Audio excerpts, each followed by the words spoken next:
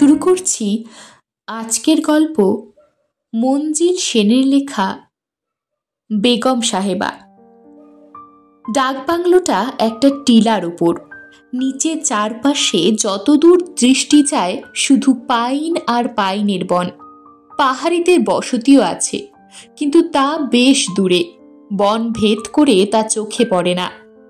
তৌফিক আর শাহিদ যখন ডাকবাংলোয় পৌঁছালো তখন পরন্ত বেলা। নেমে এসেছে এক আশ্চর্য স্তব্ধতা। পাহাড়ি এলাকায় সন্ধে যখন নামে, বনের চেহারা একেবারে বদলে যায়। শহরে গঞ্জে বসে তা কল্পনাও করা যায় না। চারিদিকে গাঢ় অন্ধকার, বড় বড় গাছের কালো কালো ছায়া, মাঝে মাঝে বন্য প্রাণী আর রাতজাগা পাখির ডাক ভেসে আসে। নিশ্চিম স্তব্ধতাকে ভয়াবহ করে তোলে। ডাকবাংলোর দারোয়ান ওদের জন্য একটা ঘর খুলে দিল। বাইরে দারুণ ঠান্ডায় ওরা যেন জমে গিয়েছিল। ঘরের জানলাগুলো কাচের, ওগুলো বন্ধ থাকায় ভেতরটা বেশ আরামদায়ক। চৌকিদার ওদের অবস্থা দেখে একটা লোহার পাত্রে গনগনে আগুন দিয়ে গেল। হাত পা সেঁকতে সেঁকতে ওদের মনে হলো এত আরাম বোধহয় দুনিয়ার কোথাও নেই। চৌকিদার গরম চা বানিয়ে নিয়ে এসে জিজ্ঞেস করলো রাত্রিরে কি রান্না হবে। মুরগি হতে পারে এ কথাও জানালো। এই জমাটি ঠান্ডায় খিচুড়ি দারুণ জমবে, তৌফিক বলল। ঠিক বলেছিস, শাহিদ সায় দিল। মুরগির মাংস তো হরদমে খাচ্ছি, কিন্তু এমন হিমাঙ্কর নিচে তাপাঙ্ক ওয়েদারে মুরগির চাইতে গরম গরম খিচুড়ি আর ডিম ভাজা ভাবতেই জিভে জল এসে যাচ্ছে। তবে তাই হোক। তৌফিক চৌকিদারকে বলে দিল খিচুড়ির মধ্যে যেন বড় বড় আলু আর ফুলকপি ছেড়ে দেয়। চৌকিদারের কাছে মাখন আছে, পাতে খিচুড়ির সঙ্গে মাখন নিলে তোফা হবে। সত্যি খাওয়াটা দারুণ হলো, একটু বেশি হয়ে গেল। দুজনেরই পেট আইঢাই করছে, তাড়াতাড়ি শুতে পারলে যেন বাঁচে। চৌকিদার দুটো করে কম্বল দিয়ে গেল। তার আগে তার বউ এসে বিছানা পেতে দিয়ে গেছে। চৌকিদারের ঘর ডাকবাংলোর লাগোয়া, ওটাও সরকারি বাসা। উত্তরপ্রদেশের এমন পাহাড়ি অঞ্চলে ডাকবাংলোই হলো ভ্রমণ বিলাসীদের প্রধান ভরসা। যেখানে কোনো হোটেল, ধর্মশালা বা চটি নেই, সেখানে ডাকবাংলো না থাকলে গাছের তলায় একমাত্র আশ্রয়। তৌফিক আর শাহিদ দুজনেই থাকে কলকাতায়। বেগবাগানের মোড় থেকে ডান দিকে যে রাস্তাটা চলে গেছে সেখানে। ওরা দুজনেই বনেদি বংশের ছেলে। তৌফিকের মা হলেন খানদানি বংশের মেয়ে। তার এক নিকট সম্পর্কের নানা ভারতের রাষ্ট্রপতির পদ অলঙ্কৃত করেছিলেন। আর শাহিদের এক পূর্বপুরুষ উত্তরপ্রদেশ থেকে বাংলা মুলুকে এসে ডেরা বেঁধেছিলেন 19বিংশ শতাব্দীর একেবারে শেষের দিকে। লর্ড ডাফরিন তখন ভারতের বড়লাট। অযোধ্যার নবাব বংশের রক্ত ছিল সেই পূর্বপুরুষের শরীরে। নবাব ওয়াজেদ আলী শাহর সম্পর্কের এক নানির তিনি বংশধর। তৌফিক আর শাহিদ এবার পার্ট 1 পরীক্ষা দিয়েছে। পরীক্ষার পরেই ওরা বেরিয়ে পড়েছে বেড়াতে। অযোধ্যায় শাহিদের পূর্বপুরুষের ভিটে দেখতেও গিয়েছিল ওরা। আগে নাকি ওখানে একটা হাভেলি ছিল, এখন তা ভেঙে সরকারি কলা ভবন হয়েছে। ওখানে একটা চিত্রশালাও আছে, সেখানে মোগল আমলের চিত্রকলার সঙ্গে অযোধ্যার নবাব পরিবারের কিছু ছবিও চোখে পড়ে। অযোধ্যা থেকে লখনৌ 2 দিন কাটিয়ে ওরা এসেছে এই জায়গায় বেড়াতে। এখানকার মনোরম প্রাকৃতিক দৃশ্যের কথা ওদের বলেছিল লখনৌয়েরই এক হোটেলের মালিক। ওই হোটেলেই উঠেছিল ওরা। কথায় কথায় এটাও বেরিয়ে পড়েছিল অযোধ্যার নবাব পরিবারের সঙ্গে হোটেল মালিকের পূর্বপুরুষের একটা সম্পর্ক ছিল, অর্থাৎ শাহিদের সঙ্গে লতায় পাতায় তার একটা সম্পর্ক আছে। হোটেল মালিকের নাম হাসান আলী। তিনি দুঃখ করে বলেছিলেন একসময় তার পূর্বপুরুষের পায়ের নাগরা পথের ধুলো স্পর্শ করত না, আর সেই বংশের মানুষ আজ তিনি হোটেল চালাচ্ছেন। তাও ছোট হোটেল, কোনো মতে দিন চলে। তবু তিনি শাহিদদের নিজের বাড়ি নিয়ে যাবার কথা বলেছিলেন। যতটা সম্ভব যত্ন আত্তি করতে চেয়েছিলেন, কিন্তু ওরা রাজি হয়নি। মানুষটার আর্থিক অবস্থার কথা চিন্তা করেই রাজি হয়নি। হোটেলের পুরো খরচটাই ওরা মিটিয়ে দিয়েছিল। হাসান আলীর ছোট্ট আপিস কামরায় এক অপূর্ব রূপসী মহিলার ছবি দেখে ওরা দুই বন্ধু চমকে উঠেছিল। ওই ছবিটা অযোধ্যার কলা ভবনেও চোখে পড়েছিল ওদের। ছবির চোখ দুটো যেন জীবন্ত। ওরা জিজ্ঞেস করে জেনেছিল ছবিটা অযোধ্যার এক নবাবের বৈমাত্রেয় ভাইয়ের ছোটি বেগমের। বোরখার ঢাকনাটা মাথার উপর তোলা অবস্থায় ছবি আঁকা হয়েছিল। শিল্পী মন প্রাণ ঢেলে এঁকেছিলেন ছবিটা, ঠিক যেন সদ্য প্রস্ফুটিত এক গোলাপ। শাহিদের প্রশ্নের জবাবে হাসান আলী মুচকি হেসে বলেছিলেন, ওই বেগম সাহেবাই হলেন শাহিদ আর তার মধ্যে সেতুবন্ধনের উৎস।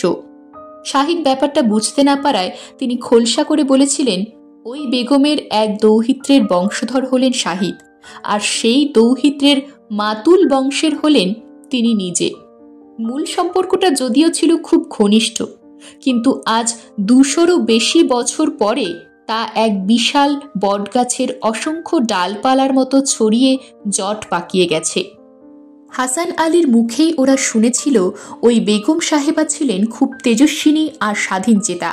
হারামের মধ্যে বিবি সেজে বসে থাকবার মহিলা ছিলেন না।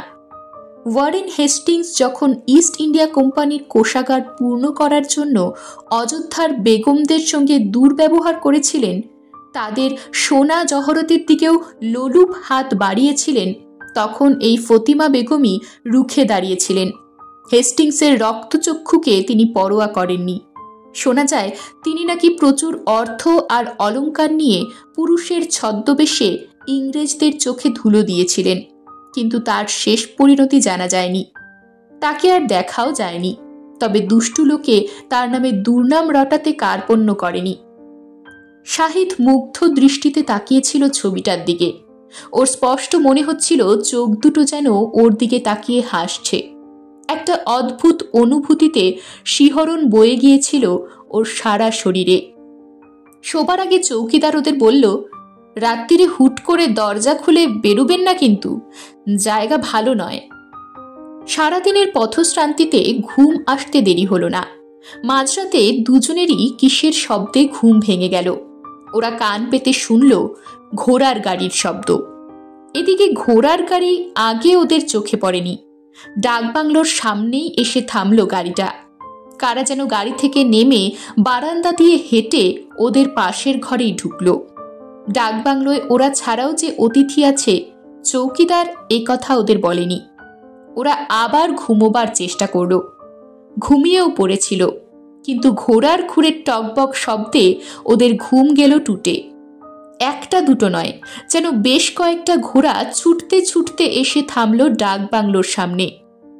এত ঘোড়া কেন? ওরা অবাক না হয়ে পারল না।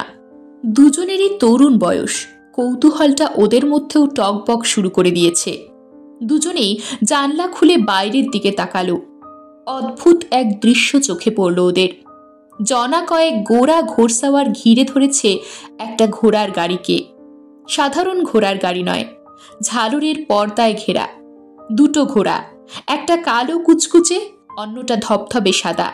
দুটোর চোখেই ঠুলি পরানো, গায়ে বহুমূল্য জাজিম, মাথায় রূপোর তাজ। কোচোয়ানের গায়েও ঝলমলে পোশাক। হঠাৎ গোড়াদের একজন, তার কাঁধের স্টার দেখে বোঝা যায় একজন কর্নেল। পিস্তল উঁচিয়ে গুলি করল সেই কোচোয়ানকে, আর সে বুকে হাত দিয়ে ধপ করে আছড়ে পড়ল মাটিতে। তৌফিকের মুখ দিয়ে একটা অস্ফুট শব্দ বেরিয়ে এলো।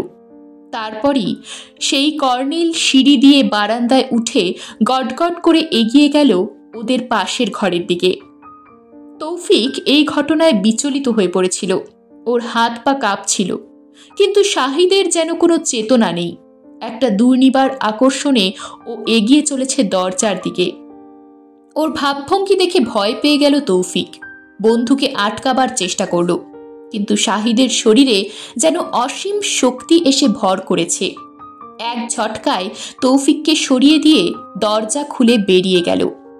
অগত্যা তৌফিককেও যেতে হলো তার পেছন পেছন। পাশের ঘরের দরজার দুটো পাটি হা করে খোলা। ঘরের ভেতর বিচিত্র এক দৃশ্য চোখে পড়ল ওদের। সেই গোড়া কর্নেল পিস্তল উঁচিয়ে আছে, আর তার কয়েক হাত দূরে মুখোমুখি দাঁড়িয়ে আছেন পুরুষের পোশাক পরা এক রমণী, অপূর্ব রূপসী, মণিমুক্তা খচিত মখমলের একটা মুসলমানি টুপি মাটিতে পড়ে আছে। ওটা মাথায় থাকলে রূপবান এক পুরুষ বলেই ভুল হতো। এখন দীর্ঘ বেণীটা প্রায় জানুর কাছে নেমে এসেছে। ওদের কিন্তু মনে হলো মুখটা যেন খুব চেনা চেনা। সেই রমণীর পদ্মের মতো দু চোখে ফুটে উঠেছে তীব্র বিদ্বেষ আর ঘৃণা। তার পাশে দাঁড়িয়ে আছে এক বাদী, বোধহয় দেহরক্ষিণী। তার হাতে একটা বাঁকা তরোয়াল। কর্নেল হা হা করে হাসল, তারপর ভাঙা ভাঙা উর্দুতে বিদ্রূপের গলায় বলল, বেগম সাহেবা ভেবেছিলেন আমাদের ফাঁকি দিয়ে ধনরত্ন নিয়ে পালিয়ে যাবেন, কিন্তু আমরা আগেই সে খবর পেয়েছিলাম। আপনার হারামের এক বাদী সেই খবরটা আমাদের জানিয়ে দিয়েছিল।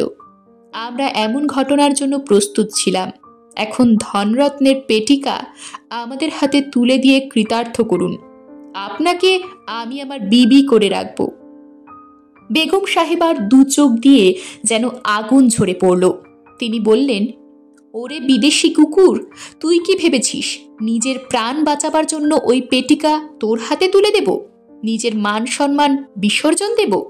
তুই তো কোম্পানির গোলাম, আর আমি এক স্বাধীন রাজ্যের নবাব পরিবারের বেগম। বামন হয়ে আসমানের চাঁদের দিকে তুই হাত বাড়াতে চাস? তোর স্পর্ধা তো কম নয়।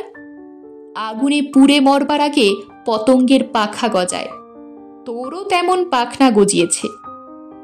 কর্নেলের ফর্সা মুখ আরো রাঙা হয়ে উঠল, জ্বলে উঠল দু চোখ। তবে মরো তুমি। পিস্তলটা সে বেগম সাহেবার বুক লক্ষ্য করে তাক করল।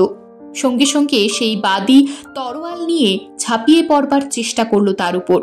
পিস্তলের গুলিটা এসে লাগলো তার বুকে। রক্তে লাল হয়ে গেল জামা। মাটিতে লুটিয়ে পড়ল বেগমের সহচরী। শেষবারের মতো সে তাকালো বেগম সাহেবার দিকে। কর্নেল আবার হা হা করে হেসে দু পা এগিয়ে এলো, কিন্তু সে কিছু করবার আগেই বেগম সাহেবা বিদ্যুৎ গতিতে কটিদেশ থেকে একটা ছোরা বার করে আমূল বসিয়ে দিলেন সেই কর্নেলের বুকে। মরণ আর্তনাদ করে উঠল কর্নেল। সেই সঙ্গে তার পিস্তলটাও গর্জে উঠল। দুজনে প্রায় একই সঙ্গে লুটিয়ে পড়লেন মাটিতে। স্তম্ভিত তৌফিক তাকালো শাহিদের দিকে, তারপরই চমকে উঠল। শাহিদের দু চোখে ফুটে উঠেছে ক্রোধ আর জিঘাংসার চিহ্ন। ও বন্ধুকে কয়েকবার জোরে নাড়া দিতেই আস্তে আস্তে সহজ হয়ে এলো শাহিদ। এদিকে যে গোড়ার সেনারা ওই কর্নেলের সঙ্গে এসেছিল, দলপতির মৃত্যুতে তারা যেন দিশাহারা হয়ে পড়ল। কিছুক্ষণ নিজেদের মধ্যে নিচু গলায় তারা কি সব পরামর্শ করল। তারপর কর্নেলের মৃতদেহ বাইরে নিয়ে গিয়ে চাপিয়ে ঘোড়া ছুটিয়ে দিল জোর কদমে। আশ্চর্য, এত যে কাণ্ড ঘটে গেল, সাহিত্যের দিকে একবারও কেউ ফিরেও তাকালো না, যেন ওদের উপস্থিতি টেরই পায়নি। ওরা চলে যাবার প্রায় সঙ্গে সঙ্গে সেখানে এলেন কালো আলখাল্লায় ঢাকা, গলায় পুতির মালা, দীর্ঘদেহী এক ফকির সাহেব, সঙ্গে খুব সম্ভব তার দুজন শিষ্য। তারা ঘরে গিয়ে বেগম সাহেবা আর তার সহচরীর মৃতদেহ যত্ন করে বাইরে বয়ে নিয়ে এলেন। তারপর একটা গাছের তলায় পাশাপাশি সমাধিস্থ করলেন মৃতদেহ দুটি। যেমন হঠাৎ এসেছিলেন তেমন হঠাৎই অদৃশ্য হয়ে গেলেন তারা। এখন চারদিক নির্জন নিঝুম। এত যে কাণ্ড ঘটে গেছে বোঝবার উপায় নেই। শাহিদ যেন কেমন হয়ে গেছে, মুখে কথা নেই, একটা ঘোরের মধ্যে রয়েছে মনে হয়। তৌফিক ওকে টানতে টানতে ঘরের মধ্যে নিয়ে এলো। এবার আর বাধা দিল না ও। শাহিদকে শুয়ে তৌফিকও শুয়ে পড়ল ওর পাশে। কখন যে ওরা ঘুমিয়ে পড়েছিল নিজেরাই জানে না। ঘুম ভাঙল ডাকবাংলোর চৌকিদারের হাঁকডাকে। দরজা খুলতেই সে বলল, অনেক বেলা হয়েছে। ওদের উঠতে না দেখে তার দুশ্চিন্তা হয়েছিল।